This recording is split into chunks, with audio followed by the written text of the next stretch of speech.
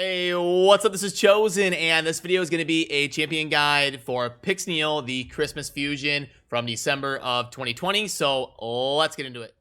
Alrighty, so as you can see here, I've got the fusion pulled up, and this is from, I don't know when you're watching this video, it could be right when it comes out, or it could be months or even years down the road, but Pyxniel was released as a high elf legendary part of the Christmas season in December of 2020, and this is the fusion event. I am able to get this video out before fusing her and before the fusion event ended because I have a friend of mine who was lucky enough to pull Pyxniel on his account in Manbeard Gaming. So letting me take the account for a spin and kind of play around with Pyxniel a little bit and get you guys as much information I can as soon as I can about her. So if we go to the high elves under legendaries, Pyxniel is the attack scaling champion support legendary right here. So first of all, as we dive into the aesthetics, incredible, absolutely amazing. When you're in battle with her, these swirls kind of lag behind her and then they slowly catch up and swirl around her. It's super cool. Actually, I'll go ahead and show it right now while I'm talking about it.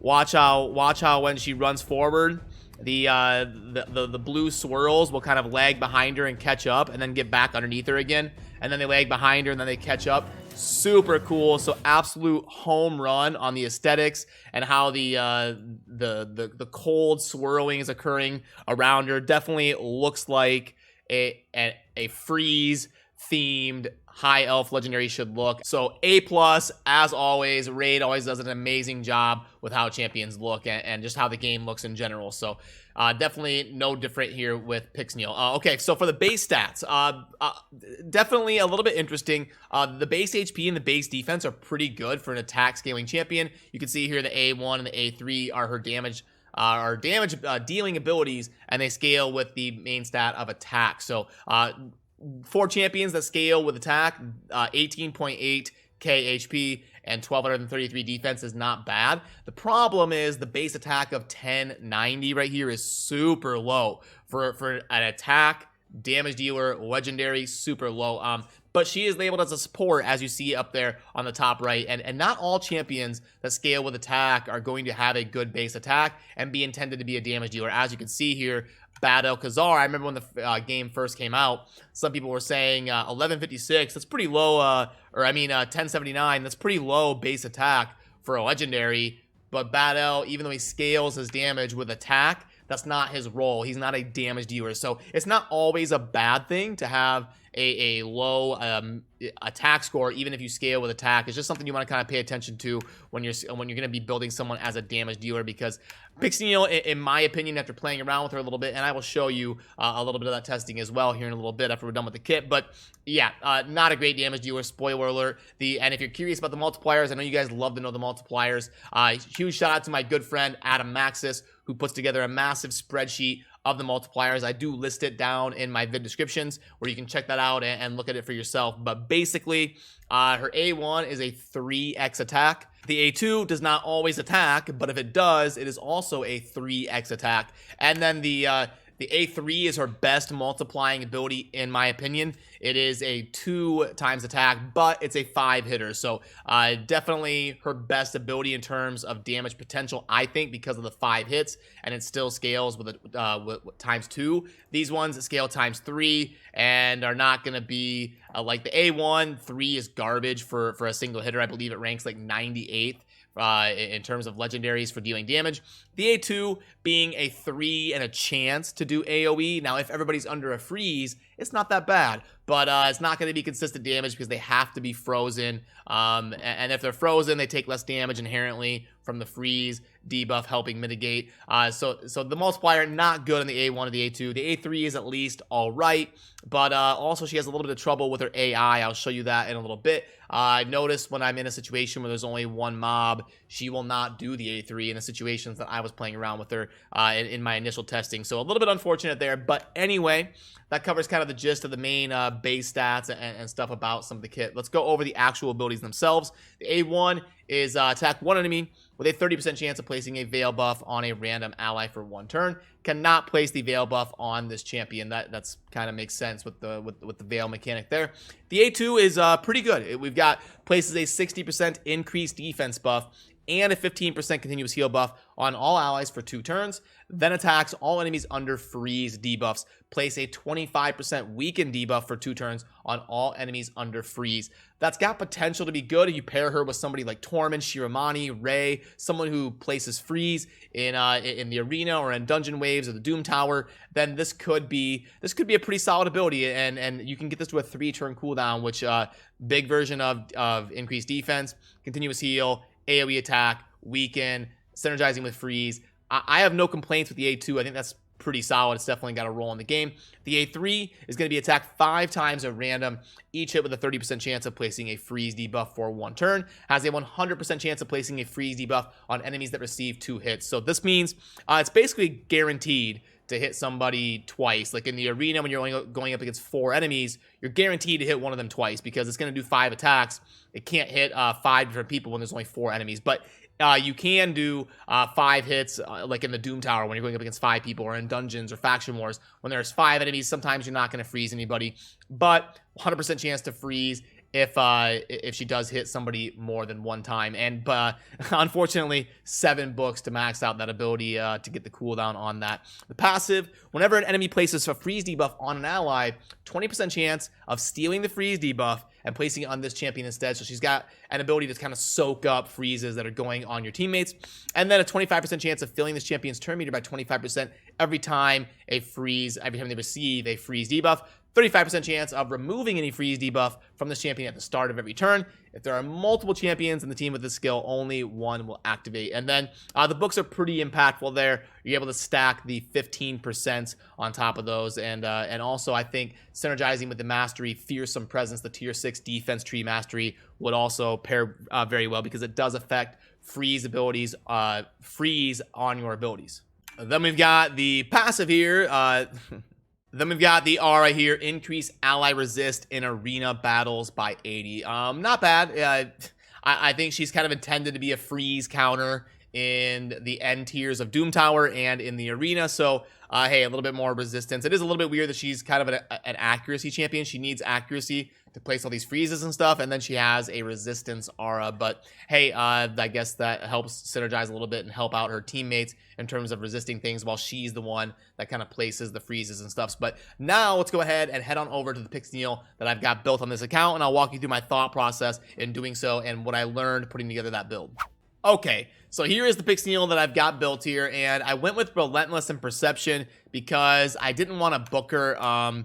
She takes, we'll get to that in a minute, but anyway, I went with Relentless and Perception because she needs accuracy, she needs speed, she needs to crank out those turns, she needs to cycle through those abilities to be able to cycle back to that A2 and get that A3 off and continue blasting out that kit. So that's the build that I went with and why I did it. In terms of total stats, if you're trying to compare to yours, now, in general, I don't think you should build her as a damage dealer. I don't think you should really care about getting attack or crit rate or any of that stuff. I wanted to see how much damage she could do when I'm showing you guys just how hard she can hit, and I was trying to test that stuff out. So this is kind of a bad build, to be honest with you. I wouldn't really... I don't want to this isn't my account, so I don't want to spend millions and millions of silver throwing stuff around and respecking and trying 4 different builds out. If it was my account, by all means, I would go ahead and do that. But I went ahead and kind of did one build, tried to learn some perspective by doing it, and then I'm going to give you guys the information of what I learned. And basically, I would not build it with crit rate or attack or damage. I would build her strictly as a fast accuracy support that is helping you to place Veil on allies and also to buff the defense and heal people and deal with freezes against Tormund or some of those later stages in the Doom Tower that have lots of freezing from certain champions like Tormund. There's one wave that has like triple Tormunds later on the Doom Tower. So I don't really want to spend a whole lot of time going over this build because I don't think it's that good. And like I said, I would build her more of the support route of high accuracy, high speed, maybe even a reflex set. Relentless is not necessarily bad on her, especially if you're not going to book her.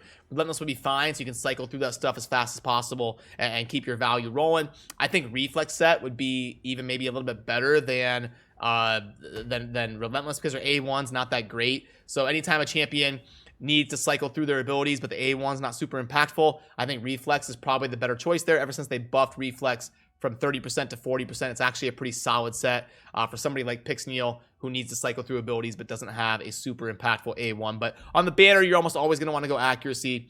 You're going to go like defense or HP and your best blend of accuracy as a substat.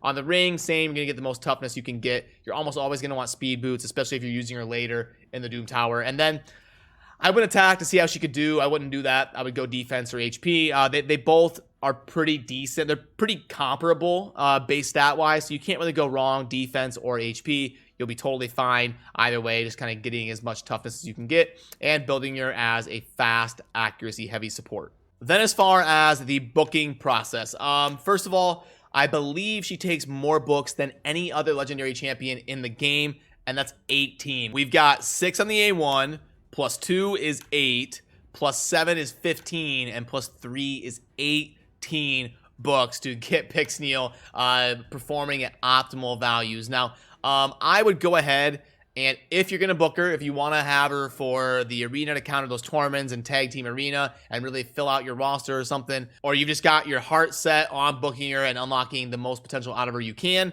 I would go ahead. They're all pretty equally impactful on the A2, the A3, and the passive. I would save some on the A1 if you can. It's not that great. The normal veil on somebody, and that's really the only thing it does. Not a great A1. So if you get lucky enough to save 2 or 3 books on the A1, I would do that and just max out the A2, the A3, and the passive.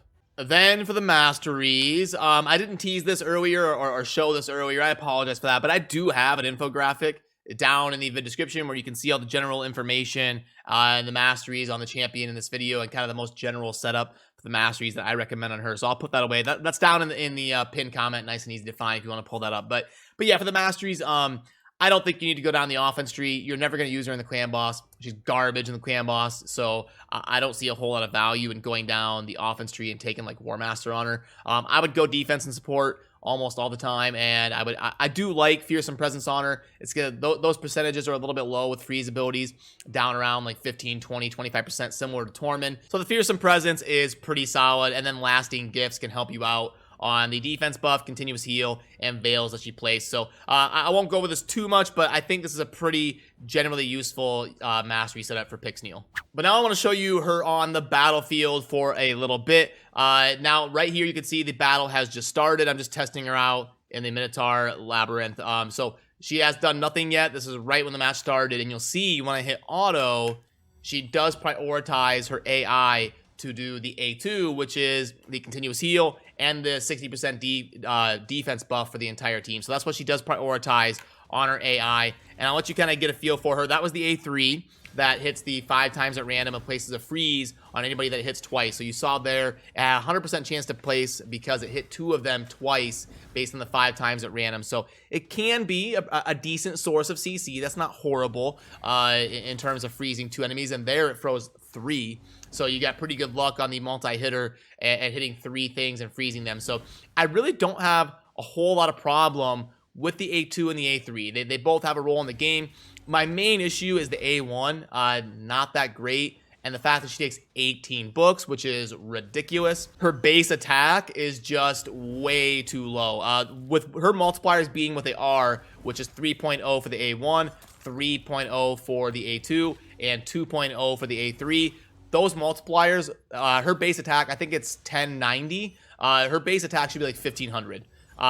She, like, for her to cost that many books and be the feature of a holiday event, her base attack should not be like, she's not such an amazing support that you can really justify her having that trash of a base attack for the legendary champion she is and the resource and investment that she requires to build her up. So like, she wouldn't be broken if she actually did some damage. So I would give her 1400, 1500 attack instead of the 1090 that it is, and actually let her hit things decently hard. You can see here, she's not hitting decently hard, even though I have her built to do damage. She's still hitting pretty bad and not really cranking out much damage. So there you see, she didn't keep up with the battle because most of that's because of the poisons. If you remove the poisons, it's probably a lot closer, admittedly. But yeah, 257k and really getting outshined by the battle, despite being built for damage, and she wasn't really hitting very hard. Okay, and I did my best here to put together a quick team and at least show you her in the arena. And I think she's mainly going to be a torment counter. That's what I think is going to end up being her niche in the arena in PvP, is to help you out and have a little bit of an RNG chance to soak up some of those freezes and help you in a sustained fight against a torment. So let's go ahead and play this through and see how it goes. Here we want Hegemon to hopefully lock somebody out. That was really good. That went really well. So, yeah, I'm okay with her doing the 5 times at random and trying to place a freeze. I can get on board with that while they're locked out. Let's go ahead and do it. There we go, and we were able to freeze the Torment there with that. With Saris, let's go ahead. I don't want a defense break. I want to save her abilities. And probably get rid of their Reviver here, and then we'll let Lydia go ahead and debuff them right there like that. And now we are off and rolling. So there was a freeze in the Hegemon that she didn't soak up there. So here, yeah, we'll go ahead and place that. I still just want to A1. We're gonna hold off. Now Lydia can auto. That's fine. Versus the strength and defense up, that's gonna be a little bit rough. Okay, so now Pyxniel, what are you gonna do on auto? You're probably gonna run up, hit the Torment. Okay. We still can't really do much. Well, let's go ahead and see if we can drop Trunda. She's probably got the lowest toughness out of everybody.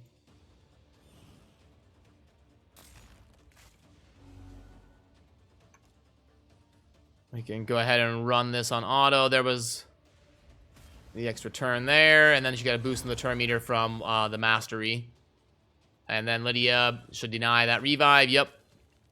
So, I don't have enough gems to sit here on their account and fly through the arena doing refreshes until I get another Torment fight, but she didn't really end up having too much value there in terms of really impacting the battlefield. Like, if you want consistent value, or at least semi-consistent value against some of these Torments in the arena, or some of the Torments later on the Doom Tower, unfortunately, you're probably going to need the tier 6 Mastery and pump some books into her. And now let's go ahead and get her graded in all the different areas of the game. Only 11 reviews, so we get to be lucky number 12. Oh, they've been pretty generous on the grades so far here. Campaign, yeah. No, not super good in the campaign. Arena offense, sure. I mean, in the right situation, with the defense buff, the heals, the resistance are I'm not gonna go like terrible. I'll give her a 4. But gosh, it's situational on like booking and having really good gear and everything. But I guess you could say that about all champions. Just this, it's a problem when it takes 18 books is really one of the main issues here. Arena defense, same story. We'll go 4. If anything, she's probably a little bit better on defense than offense. But Force Keep, she's Magic Affinity, placing freeze, and no, you're not going to use her there. So we'll go there. Ice Golem's Peak.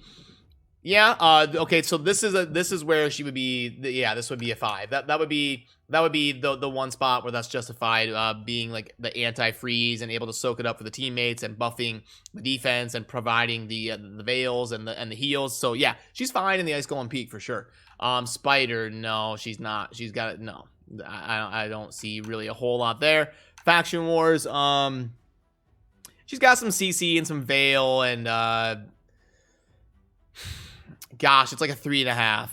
I'm gonna be generous. I'm gonna be nice and go 4. But it's like a 3.5. Void Keep, no, she's not gonna be really anything outside the ordinary. Magic Keep, no, she doesn't remove buff or steal anything, or so yeah, you're not, at least she's affinity neutral, so I'll give her a 2. Spirit Keep, again, she does counter the affinity, so I'll give her a 2, but not a whole lot of great utility there. Dragon, you can't freeze the dragon or do anything like, or it doesn't freeze you, so you're not soaking up anything. Yeah, I don't see it. I don't get why she would be any good in the dragon. Fire Knight, she's got a single hit A1. There's no multi-hitter. Nothing super impactful going on. She's weak affinity to stage 20. So yeah, I don't see it there either. Minotaur, I guess she could be okay in terms of helping you in the waves, but I don't see that being a big problem in the community. So 3, I guess. Just, yeah. Clan Boss, no. Terrible. You can't do anything like freezing. You're not preventing freezes. Well, she does have the defense up and the heals. So, okay, I'll give her a 2. Like, at least she does that, but no aura, no anything. No, she's not gonna be cranking out damage. No crucial role filled. I'll give her a 2 because of the defense up and the heals. So I'll go there on that. So let's go ahead and get those submitted, and let's have a conversation and wrap things up here. Okay, so in conclusion, let's kick back and have a little discussion about Pyxniel and being the Christmas fusion and what I've learned in doing this video and doing the testing and diving in and learning your multipliers and building her and playing around with her and having a maxed out one to test. And let's go over all this. So first of all, should you do the fusion or not? If you were asking my opinion, my official stance, like almost always, when a champion seems underwhelming and it's released to the player base as a fusion or an event or something, don't break your bank to do it. Don't spend a bunch of money. But if it's realistic for you, you should definitely go after the fusion. That's just my opinion, because I don't want to sit here and end up in a situation where 3 months down the road, all of a sudden we discover Pyxniel is crucial to finish the Doom Tower, and there's a bunch of these anti-Torment teams or freeze teams that are doing super good in the arena.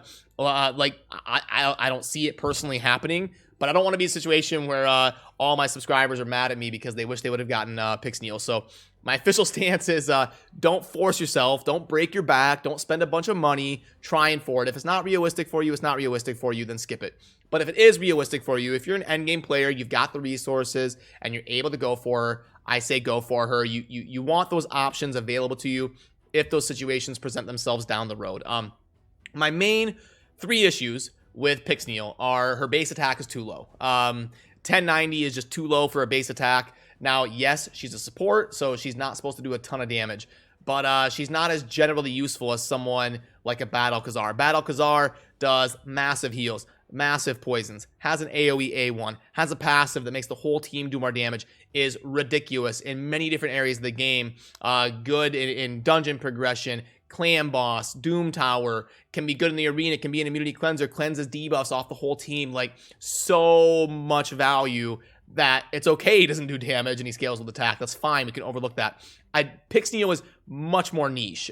So I think her doing a little bit of damage would not break her, would not be a bad thing, would not be overpowered. So I would definitely, if we're going to leave the multipliers at 3.0, 3.0, and 2.0 for the A1, A2, and A3, I would bump up the base attack to 14 or 1500, and I think that would be a little bit more in line with how hard she should be hitting, given the kit that she has and given the role in the game that she has. The second issue I have with her is the books. It's crazy. It's just ridiculous that she takes 18 books. Legendary books are so hard to come by, and they're so expensive, and it's so rare that players are able to acquire them. The fact that a niche champion that's part of a fun Christmas event takes 18 legendary books is just crazy, in my opinion. She should take 10. I think that would be fair. They need to crunch down this to be like 5 or 6. This I'm fine with. Crunch this down to be like 4 or 5. Crunch these down. Make her take like 10 to 12 max books. And I think that would be a lot more fair in terms of what she brings to the game. My third issue with her, and the last one that I'm going to go over in terms of issues, would be the A1. I'm actually fine with the A2 and the A3. Like I said, I'm against how many books it takes. But in terms of what they are when fully booked, I'm okay with the A2 and the A3. The AI is a little bit wonky on the A3. That can be adjusted. But if they're booked, I'm okay with most of the stuff. The A2, the A3, and the passive. It's mainly the A1 that I think could use a little bit of love. A crap chance to place a Veil on a random ally, not even targeted, like not even ally with lowest HP or lowest current HP or something, and it's not a multi-hitter. Like the A1, I think it could be adjusted and be given a little bit of love without breaking her or making her OP or something, especially with how many books she takes and all that. So yeah, I'm not going to ramble on for too long. You guys know my official stance by now, and you know what I think about the champion. Lots of potential here, super cool, amazing aesthetics. Just some of the issues that I've raised. And like I said, maybe she's going to be amazing at the later stages of the Doom Tower. The Doom Tower is so new right now that it's only a few days old, and I haven't even gotten to the end of either Doom Tower yet. So maybe she ends up being really good when booked, and she really helps you complete the end of the Doom Tower. And worth noting, I think what the design goal was, because in the first iteration of the Doom Tower, the final boss, the stage 120 boss, is the Frost Spider. and people are going to be getting to the Frostbiter about right when some of those most endgame players are going to be finishing the Fusion for Pyxniel probably, and getting her maxed out and starting to test her in those runs. I think their design goal was release the Doom Tower. The end boss, the stage 120 boss, is going to be the Frostbiter, which matches the winter theme. And then we're going to release the Fusion Pyxniel that's really good versus things that freeze you. And it's all going to synergize and it's going to be great. I think that was the goal. To be determined on how well she synergizes and fulfills that role. But currently, I'm a little bit underwhelmed if I'm just being honest. So, yeah, that's going to do it for this one. Sorry, I keep rambling when I say I'm done rambling, but I want to make sure and give you guys, portray my full opinions on what I think after being able to test her maxed out and all that. So let me know what you think down in the comments. If you agree or disagree, I always enjoy reading your opinions. Have a great, happy holidays if you are watching this right away. And if you're not, have a good rest of your day. Thanks for watching. Peace.